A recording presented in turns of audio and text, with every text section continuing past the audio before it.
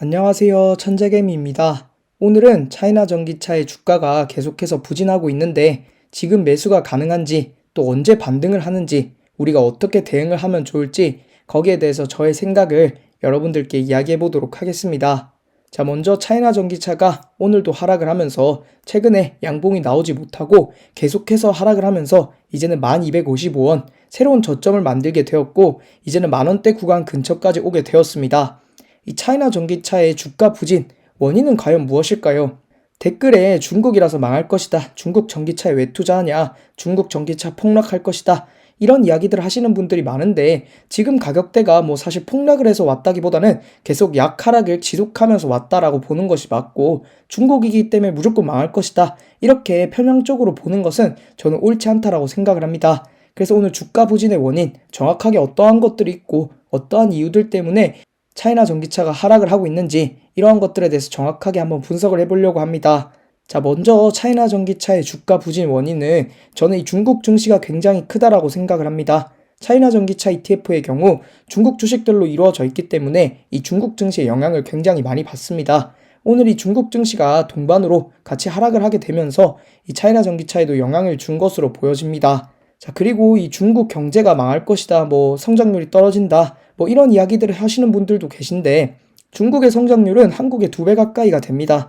앞으로 GDP나 이런 여러 가지 측면들을 보았을 때 중국의 성장률은 굉장히 크다라고 생각을 하고 당연히 중국 주식들도 성장률이 크다라고 할 수 있습니다. 물론 하락할 때 폭이 큰 주식들도 있겠지만 성장을 할 때 더 많은 성장, 예를 들어 배터리나 전기차 이러한 구간에서 연 단위마다 성장률을 보았을 때는 이 중국 주식들이 압도적이라고 생각을 합니다. 앞서서도 말씀을 드렸지만 글로벌 전기차 판매량 및 배터리 시장 전망은 굉장히 좋습니다. 지금 현재 25년만 하더라도 굉장히 큰 상승을 하고 또 앞으로 30년도에는 더 많은 상승, 또 그리고 2030년이 되었을 때는 점유율도 굉장히 많이 올라가는 것을 저희가 알 수가 있습니다. 그런 관점에서 보았을 때 이 차이나 전기차는 분명히 메리트가 있다라고 저는 생각을 하고 앞서서도 말씀을 드렸지만 중국의 내수 시장은 절대 무시할 수가 없습니다. 그리고 또 중국이기 때문에 망할 것이다. 반대로 중국이기 때문에 더 성장할 것이다 로 받아들일 수도 있다라는 점을 여러분들이 꼭 체크를 해주시면 좋을 것 같습니다. 자, 그러면 한국 2차전지나 전기차는 어떤가? 왜 굳이 중국 전기차에 투자하느냐? 한국의 2차전지 최근에 굉장히 많이 올랐지 않냐?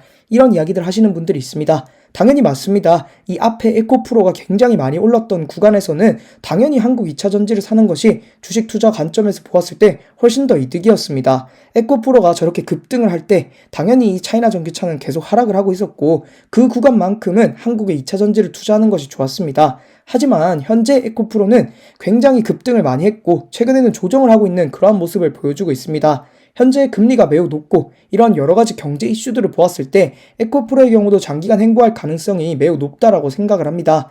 그렇기 때문에 저는 지금 바닥권에 와 있는 여러분들이 장기 투자하실 때 무조건 싼 가격에 산다, 떨어지면 매수해야 된다 이런 이야기들 하는데 그러한 관점에서 보았을 때 이 차이나 전기차는 굉장히 저점 구간에 다달랐다라고 생각을 하기 때문에 오히려 더 좋을 수도 있습니다.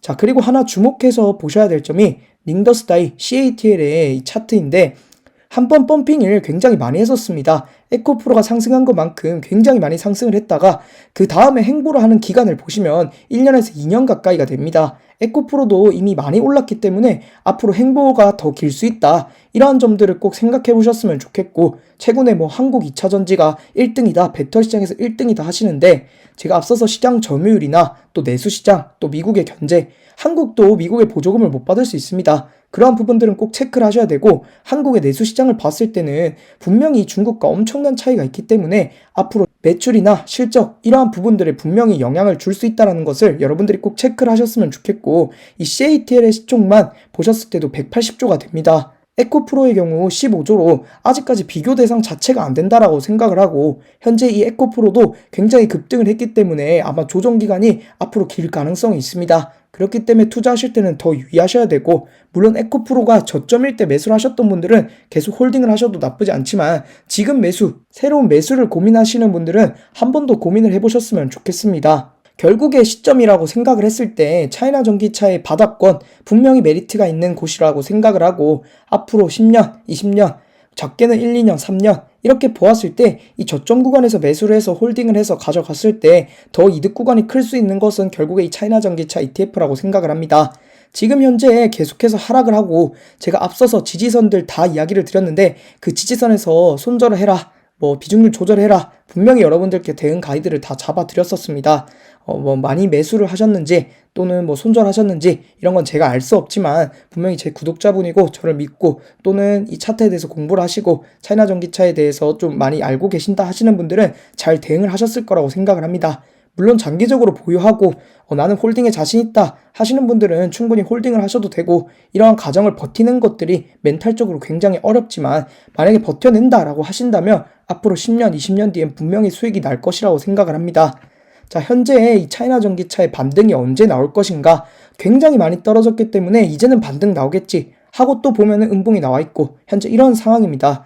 현재 이 단기적으로 생긴 하락 추세선을 마감하기 전까지는 다시 반등을 했다, 여기가 다시 안정권이다라고 말씀을 드리기가 굉장히 어려울 것 같습니다.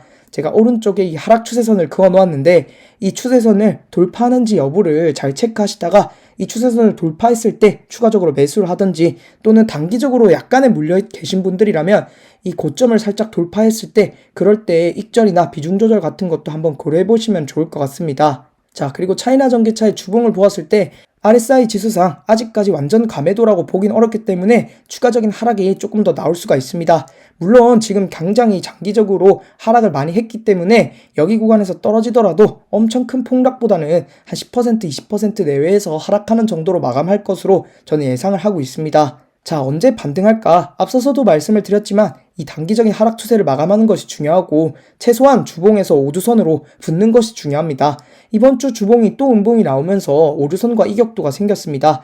이격도가 생긴 것만큼 그 이격도를 줄이기 위한 그러한 양봉이 나올 수 있습니다. 그러한 반등 타이밍을 여러분들이 잘 고려하고 계시다가 그럴 때 뭐 단기적으로 매수를 해서 평단을 낮추는 뭐 그러한 방법을 활용을 하셔도 되고 또는 올랐을 때 비중을 줄이는 이러한 방법들도 고민을 해보시면 좋을 것 같습니다. 자, 그리고 중국 증시가 최근에 이 지지선들에 걸려 있는 것을 알 수가 있습니다. 상해종합의 경우 상승 추세선이 살짝 깨진 것을 알 수가 있는데 이 심천종합과 상해종합 아직까지는 버티고 있다라고 볼 수 있을 것 같습니다. 하지만 이 상해종합, 신첨종합이 만약에 이 지지선들이 빠지면서 큰 음봉이 나오게 된다면 그때는 이 정말로 차이나 전기차 비중 조절 또는 손절 꼭 고려하셨으면 좋겠습니다. 앞서서도 손절 이야기했을 때 손절했다라면 아직까지는 마이너스가 아니었을 텐데 그러한 부분들에서 여러분들이 어떠한 선택을 하는지는 여러분들의 몫입니다. 여러분들이 고민을 해보시고 더 떨어지는 리스크가 있으니까 난 리스크 관리를 하겠어, 뭐 이러한 것들을 여러분들이 고민해보시고 판단하시면 좋을 것 같습니다. 마지막으로 정리를 하면 언제 반등이 나오는지는 단기적인 하락 추세선을 돌파하는지 여부를 체크 꼭 하셔야 됩니다. 하지만 지금은 리스크 관리가 필요합니다. 아직 손절하지 않으셨다면 중국 증시가 지지선을 빠지는지 안 빠지는지를 체크하셔서 중국 지지선이 같이 빠지게 된다면 그때는 손절이나 비중 조절을 추천을 드립니다. 차이나 전기차의 가치는 바뀌지 않았습니다. 현재 뭐 큰 악재가 나오고 뭐 중국 판매량이 줄어들고 뭐 앞으로 생산 안 할 것이다, 뭐 법이 바뀌었다, 이런 큰 가치는 바뀌지 않았습니다. 결국에 여러분들의 멘탈이 바뀌었을 뿐이고 결국에 주가가 바뀐 것밖에 없습니다. 주가가 바뀐 것이, 떨어진 것이 오히려 기회가 될 수도 있고 여러분들의 생각을 하기 나름이라고 생각을 합니다.